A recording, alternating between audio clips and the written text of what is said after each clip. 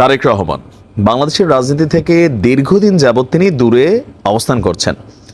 তবে অনলাইনে মিডিয়া প্ল্যাটফর্মে নেতাদের বিভিন্ন সফরের মাধ্যমে তিনি রাজনীতিকে যতটুকু দূর থেকে চাঙা রাখার দরকার রাখছেন। গেল 6 মাস হয়ে গেছে। আমরা ভাবছিলাম বা আমরা শুনছিলামও, ঘোষণাও আসছিল বিএনপির পক্ষ থেকে যে আওয়ামী সরকারের পতনে ঠিক কয়েকদিনের মধ্যে তারেক রহমান দেশে ব্যাক করছেন, কিন্তু তিনি এখনও দেশে ব্যাক করেননি। হয়তোবা তিনি এটা ভাবছেন বা বিএনপির নেতারা ভাবছে যে তারেক রহমান দেশে আসলে তিনি গ্রেপ্তার হতে পারেন। এখন তো আওয়ামী লীগ নাই, তাহলে ভয়টা কোথায়? একটা ভয় তো কাজ করছেই, যার কারণে তিনি এখনও দেশে যাচ্ছেন না। তো গেল 6 মাস যাবৎ যথেষ্ট সুন্দর গোছালো ভাষায়, প্লাস দলের মধ্যে যারা বিক্রেওয়া যে নেতাকর্মীরা আছে তাদের বিরুদ্ধে পানিশিং ইস্যু, প্লাস বিএনপিকে আগামীর দিনে নতুন একটা রাজনৈতিক ভাবধারায় নেওয়ার চেষ্টা করছিলেন। এমনকি নেতাকর্মীদের বলছিলেন যে দেখো, যা শুরু করছো যদি এরকম চিন্তা করো 5ই আগস্টের মতন পরিণতি আমাদেরও হবে। তবে এত সুন্দর কথার মধ্যেও গতকালকে একটু ধৈর্য হারা হয়ে গেছেন কেন? আমি বলছিলাম যে আমাদের উপদেষ্টাদের মধ্য থেকে বা জাতীয় নাগরিক কমিটির যারা নেতৃস্থানীয় নেতারা আছেন তাদের যে ঘোষণা, তাদের যে বক্তব্য বিএনপিকে নিয়ে বা জিয়াবাদকে নিয়ে বা নানান ধরনের বক্তব্য যে দিল্লির যারা গোলামি করবে বা দিল্লিপন্থী তাদেরকে এই দেশ থেকে বিতাড়িত করা হবে, এরকম নানান বক্তব্যে দিন শেষে তারেক রহমান আমার মনে হয় যে তিনি তার জায়গা থেকে গোছাইয়া কথাটা বলছেন, বাট এটা তার ভেতরে থাকা রাগেরই একটা বহিঃপ্রকাশ এবং কি এটা যথেষ্ট জায়েজ। আলোচনার মধ্যে আছে কিংস পার্টি, উপদেষ্টাদের বিভিন্ন ধরনের বক্তব্য, বিশেষ করে আসিফ, নাহিদ এবং মাহফুজের যে বক্তব্যগুলো টোটালি এখন পলিটিক্যাল স্টাইলই তারা কিন্তু কথা বলছেন। আর এটা স্বাভাবিকভাবে পছন্দভাবে বা গ্রহণযোগ্য না বিএনপির কাছে। আর যখন তারা দল ঘোষণার কথা বলছেন যে আগামী ফেব্রুয়ারিতে তাদের দল আসবে, তখনই আপনার মানে জাতীয় নাগরিক কমিটি বৈষম্য বিরোধীরা যখন দলের ঘোষণা করার কথা বলছেন, তখন বিএনপির কাছে মনে হচ্ছে যে এই যে দলটা, বিএনপির না বাংলাদেশের অধিকাংশ জনগণের কাছে এখন মনে হচ্ছে রাষ্ট্রীয় পৃষ্ঠপোষকতায় ছাত্রদের দলটা তৈরি হচ্ছে।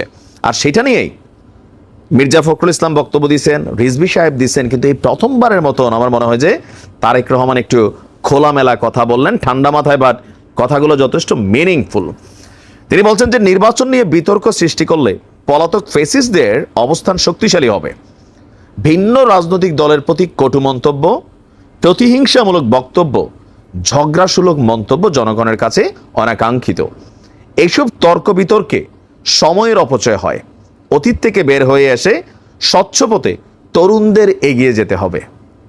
নতুন রাজনৈতিক দল যদি গঠন করে বিএনপি সেটাকে স্বাগত জানায়, তবে রাষ্ট্রীয় পৃষ্ঠপোষকতায় যদি তা হয় তাহলে জনগণ হতাশ হবে। বলছেন যে নির্বাচনই হচ্ছে জনগণের রাজনৈতিক ক্ষমতা নিশ্চিত করার প্রধান হাতিয়ার, আর নির্বাচন নিয়ে বিতর্ক সৃষ্টি করা উচিত না। নেতাকর্মীদের প্রতিও তিনি বলছেন আপনাদের কোনো কার্যক্রম নিয়ে কেউ যেন কোনো বিভ্রান্তি ছড়ানো বা বিতর্ক সৃষ্টির সুযোগ না পায় সেই বিষয়ে সজাগ থাকতে হবে। জনগণ সঙ্গে থাকলে কোনো ষড়যন্ত্রই আমাদেরকে মানে কি বলা যায় দমায় রাখতে পারবে না। তো বলছেন যে আপনার এখানে সংস্কার এবং নির্বাচন দুটোই জরুরি। তো সংস্কার নাকি নির্বাচন, তিনি আপনারা বলছেন যে কেউ কেউ এই বিষয়টা নিয়ে কূটতর্ক করার অপচেষ্টা করছে। দেশের কোটি কোটি পরিবারের কাছে এই মুহূর্তে নির্বাচন এবং সংস্কারের চেয়ে গুরুত্বপূর্ণ হচ্ছে সংসার পরিচালনা করা।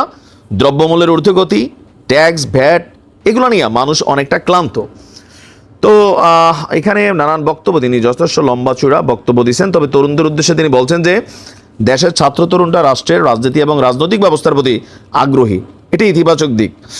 আর আপনার নতুন কোনো দল আসলে বিএনপি স্বাগত জানায়, তবে কোনো প্রশ্নবিদ্ধ নয়, পথটি হওয়া উচিত স্বচ্ছ এবং স্বাভাবিক। বিএনপির মন্তব্য যেটা, এই সরকারের মধ্যে যারা উপদেষ্টারা আছেন বা ডক্টর ইউনূসের সরকার বা ডক্টর ইউনূসও বারবার বলছেন যে আমরা তরুণদের কাছে নতুন বাংলাদেশ দিতে চাই, তরুণদের নেতৃত্বে দিতে চাই। এখন ওই তরুণদের কথাটা যখন বারবার আসছে, তো ডক্টর ইউনূসের অধীনে নির্বাচন কতটুকু নিরপেক্ষ হবে এটা নিয়ে কিন্তু বিএনপির প্রশ্নটা বারবার সামনে চলে আসছে। এখন তারেক রহমানের এমন বক্তব্যে আবার নতুন কোন বিতর্ক সৃষ্টি হয় বা এটা নিয়ে ছাত্ররা পাল্টা কি কাউন্টার করে।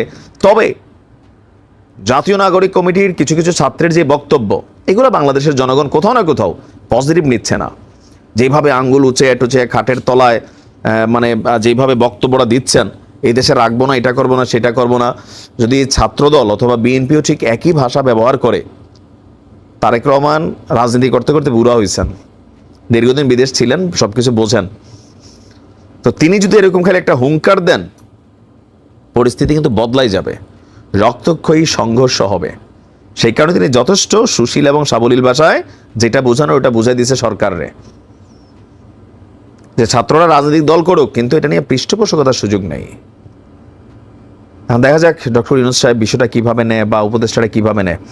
তবে আগামী দিনে বাংলাদেশের যে রাইট নাও সিচুয়েশন, আমরা বারবার দেখছি যে বিএনপি এবং সমন্বয়কদের মধ্যে একটা সংঘর্ষ যে কোনো সময় ঘটে যাবে। মানে যে ওয়েতে তারা এখন আগাচ্ছে, গতকালকেও যে দৃশ্য আমরা দেখছি, বক্তব্যগুলা, দেখা যাক কি হয়। ভালো থাকবে।